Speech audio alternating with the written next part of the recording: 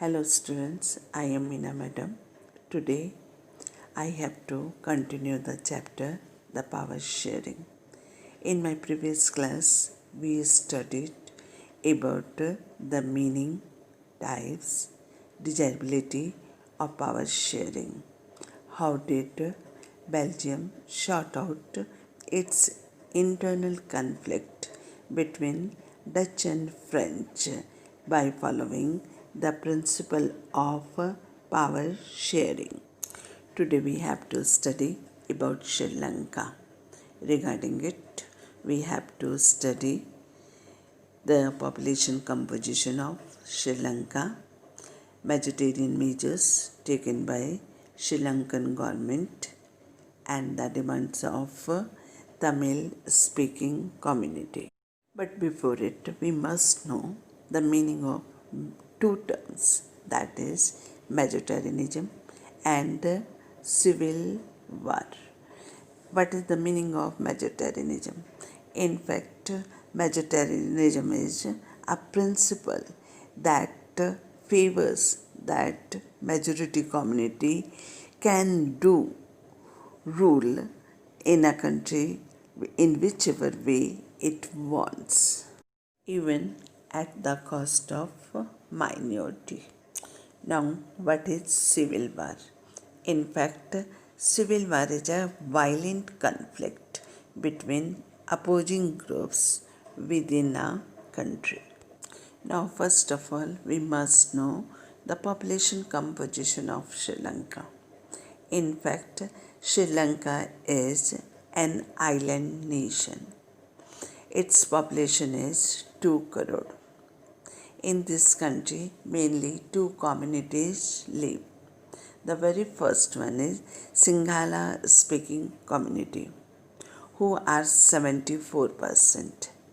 They are mainly Buddhist. Secondly, Tamil speaking community, who are 18%. They are Hindu or Muslims both. There are two subgroups in Tamil speaking community. Very first one is Tamil natives of the country, who are called Sri Lankan Tamils. They are 13% in Sri Lanka.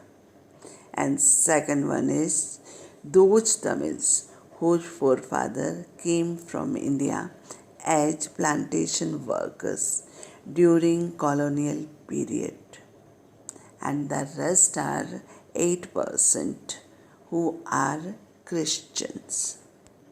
In fact, Sri Lanka got independence in 1948 and chosen democratic setup.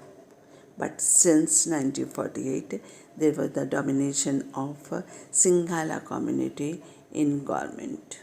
This government took a number of Mediterranean measures that created a wide gap between Sinhala and Tamil speaking community. This led to civil war in Sri Lanka. This civil war continued for a long time in Sri Lanka and destroyed its social structure and economy. Some of the Mediterranean measures taken by Sinhala dominated government.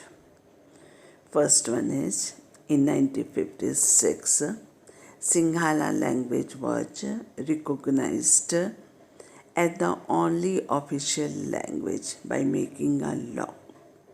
Second one was the Sinhala community were given the preference in government jobs. And third one is that the state was declared the protector and foster of Buddhism.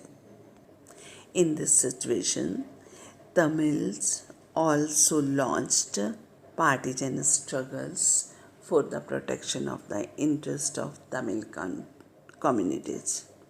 They put 3 demands. First one was to recognize Tamil as an official language. Second one was equality of opportunities in getting education and jobs. And third one was regional autonomy in northern and eastern parts of Sri Lanka, where Tamils were in majority. So this chapter is completed. Now I am dictating some questions. You can write the answer of these questions with the help of the lecture given by me regarding this chapter, and with that you also consult your book and write down answer of each and every question I am going to dictate. The very first question is define power sharing. Second is what are the different types of power sharing. Third one is why is power sharing desirable. Fourth one is what is the ethnic composition of Belgium. Fifth one, what was the main reason of the conflict of Dutch and French in Belgium. Fifth one, how did Belgium sort out its internal conflict between Dutch and French. Sixth, describe the main features of the federal system of Belgium. Seventh, what is the ethnic composition of Sri Lanka? Eighth, mention the majoritarian measures taken by the government of Sri Lanka. Next one is mention the different demands of Tamil community in Sri Lanka. And now last one is define majoritarianism, civil war and ethnic